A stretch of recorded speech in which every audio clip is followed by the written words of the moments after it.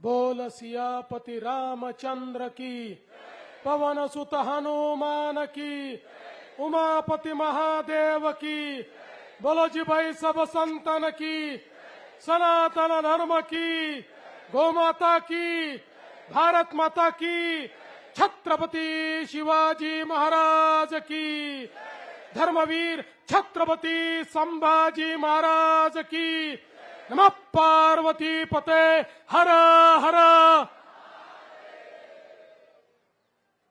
हिंदवी स्वराज्याचे सरसंस्थापक छत्रपती शिवरायांना मानाचा मुजरा करतो। भारतीय राज्यघटनेचे शिल्पकार भारतरत्न डॉक्टर बाबासाहेब आंबेडकर यांना मानवंदना अर्पित करतो। या देशामध्ये खऱ्या अर्थानं ज्यांनी सामाजिक सुधारणा केली ते महात्मा ज्योतिबा फुले, क्रांतीज्योती सावित्रीबाई फुले यांच्या चरणी देखील नतमस्तक होतो।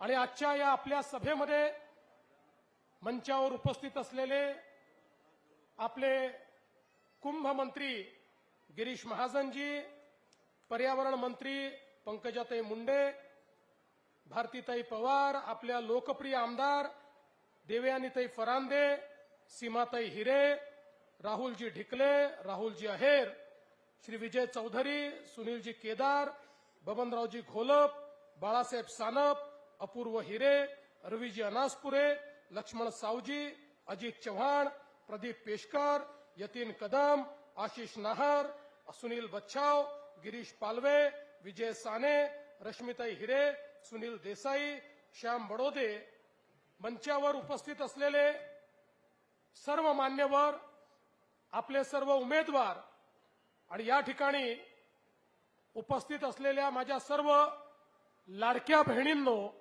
आणि तितक्याच लाडक्या भावांनो, आज नाशिकमध्ये आल्यानंतर सर्वात पहिल्यांदा प्रभू श्रीरामाला मी नमन करतो। रामाय रामभद्राय रामचंद्राय वेदसे रघुनाथाय नाथाय सीताया पते नमः, अशा प्रभू श्रीरामाच्या चरणी या ठिकाणी मी नतमस्तक होतो। मी प्रभू श्रीरामचंद्रांना वंदन करतोय, पण काल परवा दोन भाऊ येऊन गेले, नाशिकमध्ये आले पण रामाची आठवणच झाली नाही।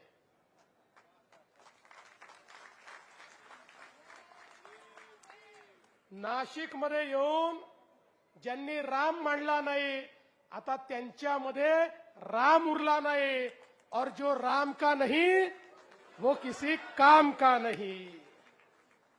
बंधू भगिनींनो, अलीकडच्या काळात काही लोक म्हणायला लागले देव खरंच आहेत की नाही, असा प्रश्न काही लोकांना पडायला लागला। देवाची खिल्ली काही लोक या ठिकाणी उडवायला लागले, पण जाऊ द्या, त्यांच्याबद्दल मी काही फार बोलणार नाही। मी एवढंच सांगू इच्छितो की या नाशिक शहरामध्ये खऱ्या अर्थानं जो काही विकास झाला आणि जो काही विकास होणार आहे त्याची क्षमता जर कोणामध्ये असेल तर ती भारतीय जनता पक्षामध्ये आहे। माझी खिल्ली उडवली गेली, म्हणाले नाशिक दत्तक घेतलं होतं, त्याचं काय झालं? खऱ्या अर्थानं हो, या नाशिकमध्ये मी सांगितलं होतं मी नाशिक दत्तक घेतोय। मी त्यानंतर ही तक्रार नाही केली की मी नाशिक दत्तक घेतलं। 2017 साली आणि 2019 साली विरोधी पक्षाचा नेता झालो, 2च वर्ष मला मिळाले, पण याची तक्रार मी केली नाही, कारण तक्रार करणारे लोक आम्ही नाही आहोत। विरोधी पक्ष नेता म्हणून देखील जेव्हा कोविडचा काळ होता, त्या कोविडच्या काळामध्ये जेव्हा सगळे हे उबाठाचे, मनसेचे, काँग्रेसचे, राष्ट्रवादीचे नेते घरी बसले होते, त्यावेळी या नाशिकमध्ये हा देवाभाऊ आला होता आणि या ठिकाणच्या प्रत्येक कोविड केअर सेंटरमध्ये आणि आयसीयू पर्यंत जाणारा हा देवाभाऊ होता। पण मला तुम्हाला विचारायचं आहे, तुम्ही किती वेळा नाशिकला आले? मी तर वर्षातनं 4दा नाशिकला येतो, पण तुम्ही किती वेळा नाशिकला आले? निवडणुका आल्या की नाशिकला यायचं आणि निवडणुका संपल्या की नाशिकला विसरायचं, अशा पद्धतीनं हे जे निवडणूक पर्यटक आहेत, हे निवडणूक पर्यटक आहे, निवडणुकीच्या निमित्ताने हे पर्यटन करणारे लोक आहेत. आणि म्हणून काळजी करू नका. या ठिकाणी खऱ्या अर्थानं आजही मी तुम्हाला सांगतो, नाशिकशी माझं नातं तेच आहे. कालही होतं, आजही आहे आणि उद्याही राहील. या नाशिकची जबाबदारी आम्ही घेतली आहे. नाशिककरांनी तुम्हालाही सत्ता दिली होती, त्यावेळी तुम्ही काहीच केलं नाही. मी आजही सांगतो, ज्यावेळी कुंभमेळ्याची वेळ आली, कुंभमेळ्याच्या वेळी यांनी हात वर केले, काही करता येणार नाही म्हणून सांगितलं. आमच्याकडे वेळ कमी होता, पण गिरीश भाऊंनी आम्ही या ठिकाणी त्याही 2015च्या कुंभमेळ्यामध्ये यांनी सांगितलं महानगरपालिका एक पैसा देणार नाही. म्हणलं काही हरकत नाही, सगळा पैसा राज्य सरकारच्या वतीने देईन. सगळा पैसा त्याही राज्य सरकारच्या वतीनं दिला आणि कुंभमेळा निर्विघ्न पार पडला. ईश्वराच्या कृपेने 2015चा कुंभमेळ्याच्या इतिहासातला एकमेव कुंभमेळा आहे ज्याच्यामध्ये एकाही व्यक्तीचा मृत्यू झाला नाही. अतिशय सेफ असा कुंभमेळा त्यावेळी आपण पार पाडला. आणि म्हणून आपण जर बघितलं तर मोठ्या प्रमाणात या ठिकाणी कुंभमेळ्याची देखील खिल्ली उडवणारे हे लोक आहेत. गंगेचं पाणी पिणार नाही म्हणून सांगतात आणि गोदातीरी येऊन या ठिकाणी भाषण करतात. अशा पद्धतीचे काम करणारे लोक आहेत. मी तुम्हाला सांगतो, आपण प्रश्न विचारला ना, आमचा काय आराखडा आहे, आम्ही काय काम केलंय, आम्ही काय काम करणार आहोत. मी तुम्हाला या ठिकाणी सांगू इच्छितो, इतक्या मोठ्या प्रमाणात जवळजवळ 30,000 कोटी रुपयाची कामं आता या नाशिकमध्ये आणि नाशिकच्या परिसरामध्ये आम्ही हातामध्ये घेतली आहेत. या नाशिकला बदलवून दाखवण्याची ताकद आमच्यामध्ये आहे. आज नाशिकचं जे विमानतळ आहे, या विमानतळाचा विकास आपण हातामध्ये घेतला. 640 कोटी रुपये राज्य सरकार देत आहे, 600 कोटी रुपये केंद्र सरकार देत आहे आणि या विमानतळाचा विस्तार करून नाशिकचं विमानतळ हे वर्ल्ड क्लास विमानतळ तयार करण्याचा आमचा प्रयत्न आहे. ज्या विमानतळामध्ये जी कॅपॅसिटी आहे त्याच्या 4 पट जास्त कॅपॅसिटी या ठिकाणी आम्ही तयार करतो. जास्तीत जास्त विमानं उतरू शकतील ही व्यवस्था आम्ही करतो. केवळ कुंभपुरतं हे विमानतळ नाही आहे. आज जगाच्या पाठीवर उद्योग त्याच ठिकाणी जातात जिथे चांगलं विमानतळ असतं, जिथे चांगली कनेक्टिव्हिटी असते. गुंतवणूक त्याच ठिकाणी होते जिथे वेगवेगळ्या देशांची, वेगवेगळ्या राज्यांची कनेक्टिव्हिटी असते. त्यामुळे हे जे विमानतळ आम्ही तयार करतो, हे विमानतळ भविष्यातल्या नाशिकचा विचार करून, भविष्यातल्या नाशिकला एक औद्योगिक नगरी म्हणून या ठिकाणी तयार करण्याकरता, नाशिकच्या पर्यटनाला चालना देण्याकरता हे विमानतळ आपण तयार करतो. आणि त्यासोबत नाशिकची पुढची जीवन वाहिनी म्हणून 10,000 कोटी रुपयाचा नाशिकचा नवीन रिंग रोड आम्ही तयार करतो. हा केवळ रोड नाही आहे, नाशिकच्या भविष्याची नांदी म्हणजे हा रिंग रोड आहे. हा रिंग रोड 260 स्क्वेअर किलोमीटरचा एरिया नाशिकचा, याला व्यापून त्याला विकासाकडे नेणार आहे. 4 राष्ट्रीय महामार्ग, 4 राज्य महामार्ग, समृद्धी महामार्ग, नाशिक चेन्नई महामार्ग, या सगळ्या महामार्गांना जोडणारा हा रिंग रोड या ठिकाणी तयार होणार आहे. यातनं एक असं अॅग्लोमरेशन पुढे तयार होणार आहे की ज्यातनं आमचं शहरीकरण देखील आम्ही मॅनेज करू आणि उद्योगाकरता एक अतिशय महत्वाची जागा या रिंग रोडच्या माध्यमातून तयार होईल. पर्यटनाकरता ही जागा तयार होईल आणि या नाशिकला पूर्व, पश्चिम, उत्तर, दक्षिण सगळीकडे जोडण्याचं काम या रिंग रोडच्या माध्यमातून होणार आहे. आणि एका रेकॉर्ड स्पीडमध्ये या नाशिकचा रिंग रोड आम्ही या ठिकाणी करून दाखवणार आहोत. या ठिकाणून अगदी तिरुपतीला जरी जायचं असेल 12 तासामध्ये बाय रोड तुम्ही जाऊ शकाल अशा पद्धतीचा हा रिंग रोड या ठिकाणी आपण करतो. नाशिक सोलापूर अक्कलकोट 6 लेनचा ग्रीनफील्ड कॉरिडॉर करतो 19,000 कोटी रुपयाचा. नाशिक पुणे 6 पदरी महामार्ग आपण करतो आणि समृद्धी महामार्ग त्या महामार्गापासून वाढवणपर्यंत एक थेट महामार्ग करतो. हे कशा करता करतो? कारण पुढच्या काळामध्ये वाढवणचं जे बंदर आहे, वाढवणचं बंदर जगातल्या पहिल्या 10 बंदरांपैकी होणार आहे. आणि आता आमच्या नाशिक पासून जो आम्ही ऍक्सेस कंट्रोल रोड करतोय 100 किलोमीटरवर हे बंदर येणार आहे.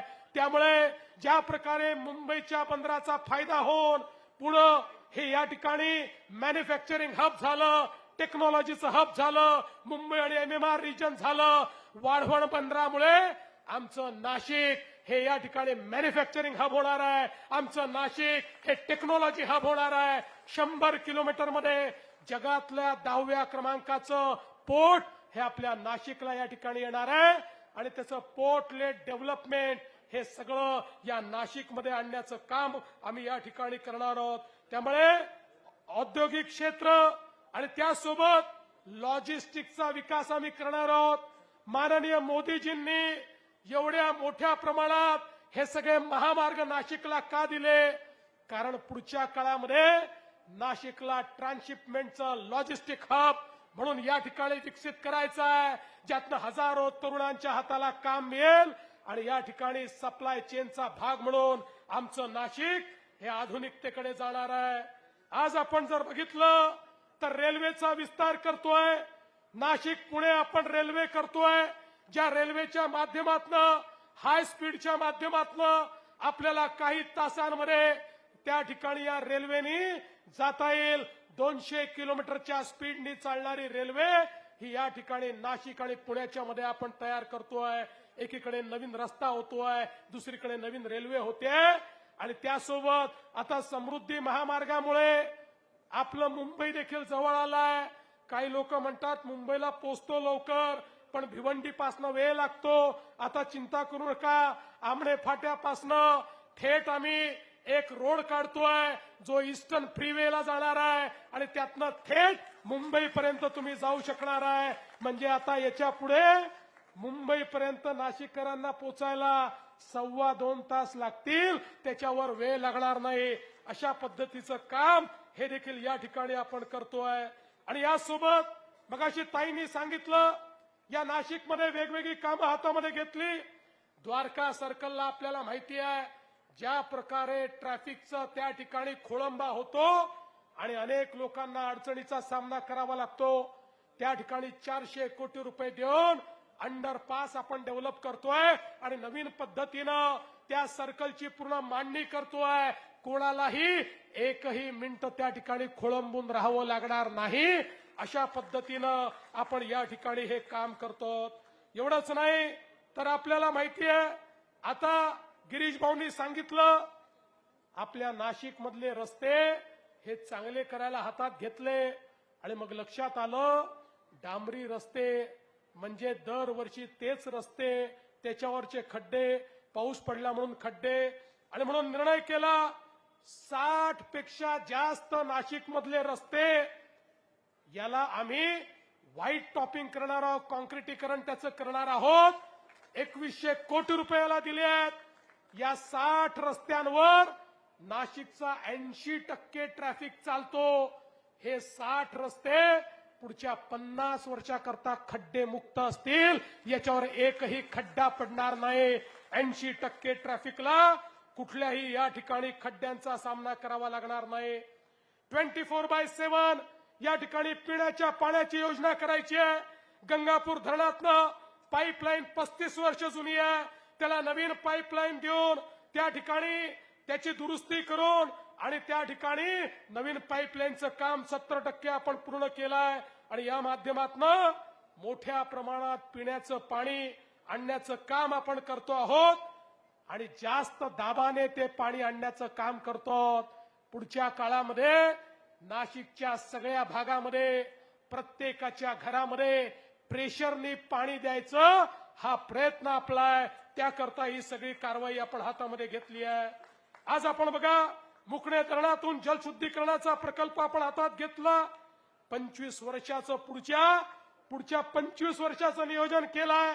1 वर्षात काम पूर्ण करणार आहोत आणि या माध्यमातनं आता या ठिकाणी 47 वेगवेगळ्या टाक्यांच्या माध्यमातनं या ठिकाणी पाणी देण्याचं काम आपण करणार आहोत आणि सगळ्यांना पाणी मिळालं पाहिजे असा प्रयत्न आहे. गोदावरी स्वच्छ करण्याकरता आपण त्या ठिकाणी 1000 कोटी रुपयाची गुंतवणूक केली. दुसऱ्या टप्प्यामध्ये अजून 1,500 कोटीची गुंतवणूक आहे.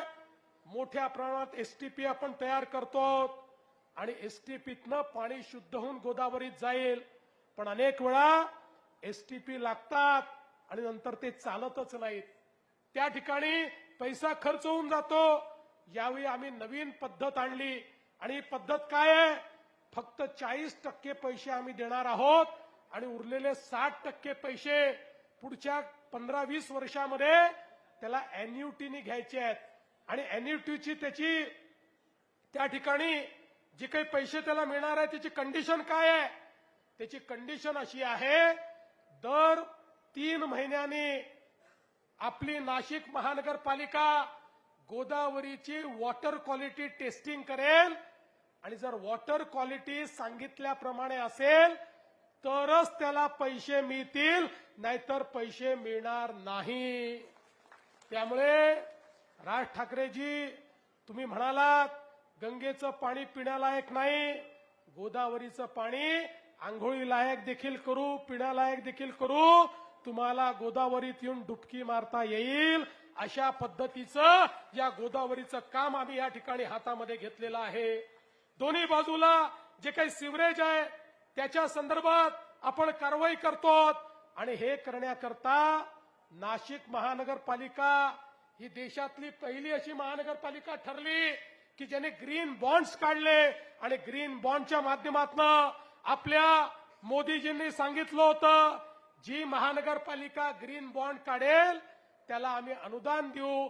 त्या अनुदानाच्या माध्यमातून त्याच्या बॉन्डवर त्याला जेवढा इंटरेस्ट द्यावा लागतो तो सगळा इंटरेस्ट केंद्र सरकारच्या पैशातनं जाईल आणि मोफत बिनव्याजी अशा प्रकारचे पैसे मिळतील. या योजनेतला पहिला बॉन्ड माझ्याच हाताने नाशिक महानगरपालिकेने काढला आणि 200 कोटी रुपये मागितले होते, ओव्हर सबस्क्राईब झाला, 1000 कोटी रुपये द्यायला लोक तयार झाले. अशा पद्धतीनं हा ग्रीन बॉन्ड या ठिकाणी लावला. आपले गिरीश भाऊ सांगत होते कशा प्रकारे या नाशिकमध्ये गुन्हेगाराची कंबर आम्ही तोडली, या नाशिकच्या गुन्हेगारांमध्ये दहशत पैदा केली. नाशिकमध्ये गुन्हेगारांचं नाही, कायद्याचं राज्य आज चालतंय. कोणाची हिंमत नाही आहे आणि कोणी हिंमत केली तर त्याचं कंबरडं मोडल्याशिवाय राहणार नाही. हे देखील आम्ही केलंय. पण याच्यासोबत आता नाशिकमध्ये 4000 कॅमेरे आम्ही लावतो आणि हे कॅमेरे म्हणजे शंकराचा तिसरा डोळा आहे. लक्षात ठेवा, या कॅमेऱ्याला आर्टिफिशियल इंटेलिजन्सची जोड लावली आहे. नाशिक मधलं या ठिकाणी प्रत्येक गुंडाची मुवमेंट आम्ही कॅप्चर करणार आहोत. नाशिकमध्ये काही घडलं तरी आमचा डोळा त्या ठिकाणी असणार आहे. याच्यामध्ये फेस रिकॉग्निशन देखील आहे, याच्यामध्ये बॅग रिकॉग्निशन देखील आहे, याच्यामध्ये नंबर प्लेट रिकॉग्निशन देखील आहे. सगळ्या प्रकारे आता नाशिकमध्ये कोणी बदमाशी करणार नाही याच्यावर नजर ठेवण्याकरता पोलिसांना आपण या ठिकाणी तिसरा डोळा दिलेला आहे. आणि त्यासोबत नाशिक महानगरपालिकेचं स्वतःचं फायबर ऑप्टिक टाकून एक प्रकारे नाशिकला स्मार्ट आणि सेफ सिटीमध्ये कन्व्हर्ट करण्याचं काम हे आपल्या राज्य सरकारच्या माध्यमातून या ठिकाणी करतो. आणि म्हणून बंधू भगिनींनो, आज या सगळ्या गोष्टी ज्या आपण करतो, या करत असताना पाणी पुरवठा असेल, सिवरेज असेल, बीएसएनएल असेल, ऑप्टिक फायबर असेल, गॅस पाईपलाईन असेल, या सगळ्या गोष्टीचं काम एकत्रित हातात घेतलेलं असल्यामुळे पुढच्या काळात पुन्हा पुन्हा नाशिक खोदा अशा प्रकारची किमान महत्वाच्या रस्त्यावर वेळ येणार नाही अशा प्रकारचा आमचा प्रयत्न आहे. अनेक गोष्टी या ठिकाणी सांगता येतील. पुढच्या काळामध्ये एक आयटीचा मोठा पार्क देखील या ठिकाणी आपल्याला करायचे आहेत. इलेक्ट्रिक हब आपल्याला तयार करायचा आहे. नाशिकमध्ये वेगवेगळ्या प्रकारे आपल्याला या ठिकाणची गुंतवणूक आणायची आहे आणि म्हणून बंधू भगिनींनो, खऱ्या अर्थानं आपण जर विचार केला तर या नाशिकच्या संदर्भात काही विवाद देखील या ठिकाणी झाले आहेत. विशेषतः आपण जिथे साधुग्राम करतो त्या साधुग्रामवर झाडं तोडण्याच्या संदर्भातला एक विवाद उभा झाला. पहिल्यांदा तर काही डाव्या विचारसरणीच्या लोकांनी अशा प्रकारच्या अफवा पसरवल्या की कोणीतरी मला विचारलं, का हो म्हणाले तुमच्या नाशिकमध्ये तुमची महानगरपालिका ज्या झाडांखाली सीतामाई बसली होती ते झाडं तोडायला निघाली. अरे मी म्हटलं बाबा कोणी सांगितलं तुला? यामध्ये जे सत्य आहे ते तुमच्यापर्यंत पोहोचलं पाहिजे. ही जी जागा आहे या जागेमध्ये साधुग्राम आपण करतो. 1993 पासून रिझर्वेशन आहे. 3 लाही केलं, 15 लाही केलं, आताही आपण करणार आहोत. बंधू भगिनींनो, खरं म्हणजे 2002 साली माझ्याकडे आता ठराव आहे.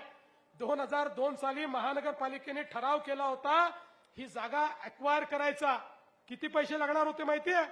तेव्हाच्या किमतीप्रमाणे 7 कोटी रुपयात ही 54 एकर सगळी जागा ही अक्वायर होणार होती. ठीक आहे, राज्यकर्त्यांना वाटलं नाही, त्यांनी केली नाही. त्यानंतर आपण जर या साधुग्रामच्या जागेचा विचार केला तर आता माझ्याकडे 2 गुगल मॅप आहे.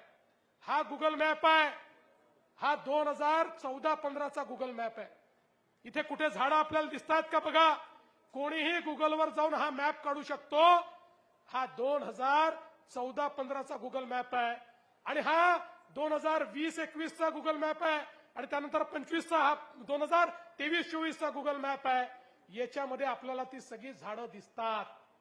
ही जी झाडं आहेत ना या ठिकाणी लागलेली, ज्यावेळी या महाराष्ट्रामध्ये 50 कोटी वृक्षारोपणाचा आपण निर्णय केला आणि त्याआधी आपल्याकडे आपण ज्यावेळेस जागा शोधून काढल्या कुठे वृक्षारोपण करायचं आहे, नाशिक महानगरपालिकेत आपली सत्ता होती. आपल्या लोकांनी निर्णय केला की या ठिकाणी वृक्षारोपण करायचं, रिकामी जागा आहे आणि म्हणून आपण त्या ठिकाणी वृक्षारोपण केलं. तीही वृक्ष आहेत, त्यातली काही मोठी जुनी वृक्ष आहेत, काही आपण वृक्षारोपण केलेली आहेत आणि काही झुडपं आहेत. पण मी तेवढंच सांगून तुम्हाला थांबणार नाही. माननीय राजसाहेब, उद्धव साहेब हे या ठिकाणी येऊन गेले. या महानगरपालिकेवर ज्यावेळेस त्यांचं राज्य होतं त्यावेळी 16/4/2016 हा महानगरपालिकेचा ठराव आहे. 16/4/2016 राजसाहेब आपले महापौर होते, आपली महानगरपालिका होती आणि त्या ठिकाणी काय म्हटलंय, 54 एकर जागा विना वापर पडून आहे. त्याच्यावर खुले महानतळ, मनोरंजन, सर्कस, खेळाचं मैदान, वेगवेगळ्या प्रकारचे उत्सव या सगळ्या करता आणि मग चौपाटी, नवीन नर्सिंग कॉलेज या सगळ्या करता याचा उपयोग करून यातनं पैसे महानगरपालिकेला कमवता येतील म्हणून कमर्शियल उपयोग करण्याकरता माननीय राज ठाकरे साहेब महानगरपालिकेत आपली सत्ता असताना 16/4/2016 रोजी तुम्ही हा ठराव केला. त्यानंतर आमची सत्ता आली. आमची सत्ता आल्यानंतर आम्ही कमर्शियल वापर नाही केला. आम्ही त्या ठिकाणी झाडं लावली आणि झाडं लावून त्या ठिकाणी त्याला हिरवगार केलं. आणि आज पुन्हा एकदा सांगतो, गिरीश भाऊंनी सांगितलंय आम्हाला कुठली मोठी झाडं तोडायची नाहीत. काही झुडपं आहेत, ती झुडपं त्या ठिकाणी तोडायची आहेत. पण त्याही संदर्भात आता उच्च न्यायालयामध्ये केस चाललेली आहे. त्यामुळे उच्च न्यायालयाचा जो निर्णय असेल आम्हाला मान्य असेल. आम्ही झाडं लावणारी लोक. मी गिरीश भाऊंचं अभिनंदन करेन. 20,000 अशी झाडं गिरीश भाऊंनी आणली की जी 3 वर्षाची 5 वर्षाची झाडं आहेत. पुढच्या 5 वर्षामध्ये ज्या ठिकाणी झाडं लागली आहेत तिथे जाऊन भेटल्यानंतर असं आपल्याला वाटेल की 20 वर्षापूर्वी हे वन लावलं आहे का, अशा पद्धतीनं त्या ठिकाणी त्यांनी काम केलंय. आणि म्हणून कुंभमेळा तर करायचा आहे, पण या ठिकाणी हे जे डावे लोक आले आहेत हे जे लोक या ठिकाणी सांगतात की साधू येऊन या ठिकाणी चिली मोडतात, त्यांना आमच्या धर्माबद्दल माहिती नाही, त्यांना आमच्या संस्कृतीबद्दल माहिती नाही, त्यांना सनातन बद्दल माहिती नाही, त्यांना हे माहिती नाही. अरे अनादी काळापासनं या नाशिकच्या तीरावर या ठिकाणी कुंभमेळा होतो. हा कुंभमेळा हा केवळ काही लोकांचा उत्सव नाहीये. हा कुंभमेळा संस्कृतीचं दर्शन आहे. जी संस्कृती अति प्राचीन अशा प्रकारची संस्कृती आहे, त्याची प्राचीन संस्कृतीचं दर्शन म्हणजे कुंभमेळा आहे. आणि तुमच्यासारखे किती लोक आले तरी हा कुंभमेळा बंद पडणार नाही. अरे औरंगजेबाने प्रयत्न करून पाहिला, तो कुंभमेळा बंद करू शकला नाही. आणि आता कोणत्या औलादी आल्या त्या सांगतात अकबराने कुंभमेळा सुरू केला. त्या औलादींना सांगतो, अरे जेव्हा अकबराच्या बापाचा बाप बापाचा बाप बापाचा बापही पैदा झाला नव्हता तेव्हाही याच नाशिकमध्ये या ठिकाणी कुंभमेळा होत होता. त्यामुळे अशा प्रकारच्या नालायकांना त्यांची जागा दाखवून देण्याकरता आज आपल्याला काम करण्याची आवश्यकता आहे.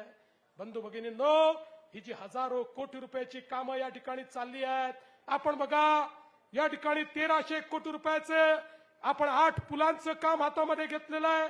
राष्ट्रीय महामार्गाचं 2700 कोटी रुपयाचं काम घेतलंय. एसटीपीचं अजून वेगळ्या प्रकारे 1483 कोटीचं काम घेतलंय. सिवरेजचं 217 कोटीचं काम घेतलंय. या ठिकाणी घाटांचा विस्तार 2.5 किलोमीटर पर्यंत आपण करतोय. रामकाल पथ, खऱ्या अर्थानं हा जो रामकाल पथ ज्या प्रकारे आपण तयार करतो आहोत, मी तुम्हाला सांगतो पुढच्या काळामध्ये लोक आज नाशिकला येतात, त्या ठिकाणी काळाराम मंदिर पाहतात, पंचवटी पाहतात, पण खऱ्या अर्थानं इथला इतिहास त्यांना समजत नाही. हा रामकाल पथ अशा प्रकारे आपण करणार आहोत की खऱ्या अर्थानं रामायण प्रत्यक्ष या ठिकाणी आपल्याला पाहायला मिळत आहे का, अशा पद्धतीनं लोकांना वाटेल. अशा प्रकारचं काम आपण करणार आहोत. यासोबत आपण नाशिक पोलिसांना देखील 364 कोटी रुपये शहरामध्ये, 122 कोटी रुपये जिल्ह्यामध्ये त्या ठिकाणी दिले आहेत की ज्या माध्यमातून मोठ्या प्रमाणात आपण काम करणार आहोत. आणि साधू ग्रामची जागा देखील 2400 कोटी रुपये देऊन त्या ठिकाणी आम्ही एक्वायर करणार आहोत. आणि आज तुम्हाला शब्द देऊन जातो, या जागेचा आम्हाला कमर्शियल उपयोग करायचा नाही. ही जागा आम्ही खुलीच ठेवणार आहोत. या ठिकाणी ही जागा एक प्रकारे लंग म्हणून या ठिकाणी आम्ही करू, अशा पद्धतीचा आपण एक निर्णय घेतलाय. आणि त्यासोबत महावितरणच्या माध्यमातून या नाशिकमध्ये विजेचं नवीन नेटवर्क तयार करण्याकरता आपण 814 कोटी दिले आहेत. आणि या ठिकाणी नवीन सबस्टेशन करण्याकरता 900 कोटी रुपये दिले आहेत. पुढच्या 25 वर्षात या नाशिकच्या परिसरामध्ये जे उद्योग येणार आहेत त्या उद्योगांकरता हे इन्फ्रास्ट्रक्चर कामात येणार आहेत. आणि मग काल सांगितलं की कोणती गुंतवणूक आली, आम्हाला विचारलं, यादीच घेऊन आलोय, मी मोकळा येत नाही.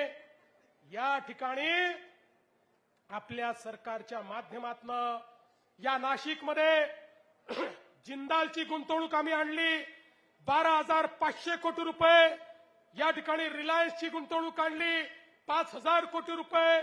महिंद्रा अँड महिंद्राची गुंतवणूक आणली इलेक्ट्रिक व्हेकल मध्ये 5,000 कोटी रुपये. एकटा महिंद्रा अँड महिंद्रा 10,000 लोकांना या ठिकाणी रोजगार देणार आहे. क्रॉम्प्टन ग्रीव्हिसची आम्ही गुंतवणूक आणली 1,155 कोटी रुपये. व्हर्च्युअसची गुंतवणूक आणली 800 कोटी रुपये. इपिरॅकची गुंतवणूक आणली 350 कोटी रुपये.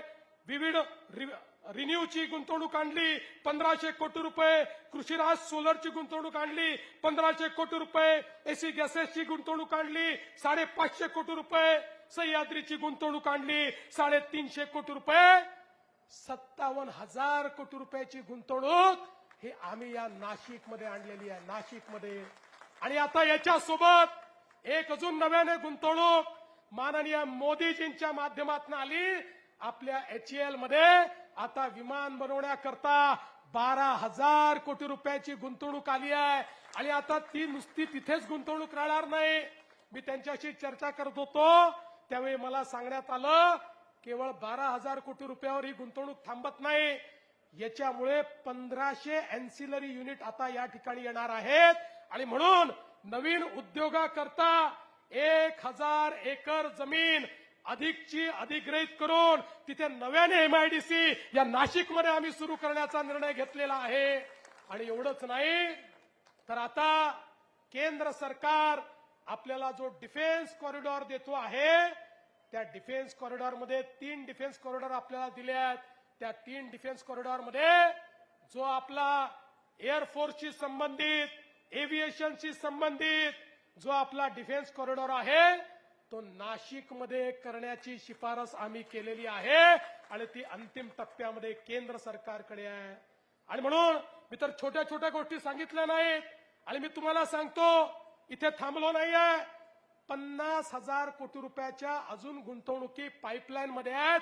त्यातल्या काही डावोस मध्ये आता होतील कारण त्याच्यात परदेशी गुंतवणूकदार आहेत. आणि म्हणून या नाशिकच्या सर्वांगीण विकासाकरता या ठिकाणी आम्ही कामाला आलेलो आहोत. नाशिक हे कालही आमचं होतं, आजही आमचं, उद्याही आमचं राहणार आहे. त्यामुळे मी एवढंच सांगतो या निवडणुकीमध्ये आपल्याला पुन्हा एकदा पूर्ण बहुमत भारतीय जनता पक्षाला द्यायचं आहे. भारतीय जनता पक्षाचं कमळ तर तुम्हाला माहिती आहे, पण काही आपले पुरस्कृत उमेदवार देखील आहेत. या ठिकाणी भाग्यश्री ढोमणे प्रभाग 25 ढोमसे प्रभाग 25 कब्बशी त्यांना मिळालेली आहे. पुण्यवती पवार यांना कपाट मिळालेला आहे आणि त्यासोबत प्रकाश अमृतकर यांना गॅस सिलेंडर मिळालेला आहे. यांना देखील आपल्याला निवडून द्यायचं आहे. आणि म्हणून बंधू भगिनींनो एक आधुनिक नाशिकचं स्वप्न बघितलेलं आहे आणि स्वप्न हवेत नाहीये. आम्ही ब्ल्यूप्रिंट दाखवणारे लोक नाही आहोत, आम्ही प्रत्यक्ष काम करणारे लोक आहोत. हे जे 25,000 कोटी रुपये मी सांगितले त्याची गुंतवणूक सुरू झालेली आहे. नाशिक बदलतंय. पुढच्या काळामध्ये एक आधुनिक नाशिक हे आम्ही तयार करू, ज्या नाशिकमध्ये आधुनिकताही असेल आणि ज्या नाशिकमध्ये संस्कृती देखील असेल, सांस्कृतिक राजधानी आणि या ठिकाणी मॅन्युफॅक्चरिंगची राजधानी, अशा प्रकारचं नाशिक आपल्याला तयार करायचं आहे. आम्ही जे सांगतो ते करणारे लोक आहोत. बंधू भगिनींनो आपल्याला कल्पना आहे मागच्या विधानसभेच्या निवडणुकीमध्ये प्रचंड मोठा आपण यश आम्हाला दिलं. या ठिकाणी रेकॉर्ड तोड अशा जागा दिल्या.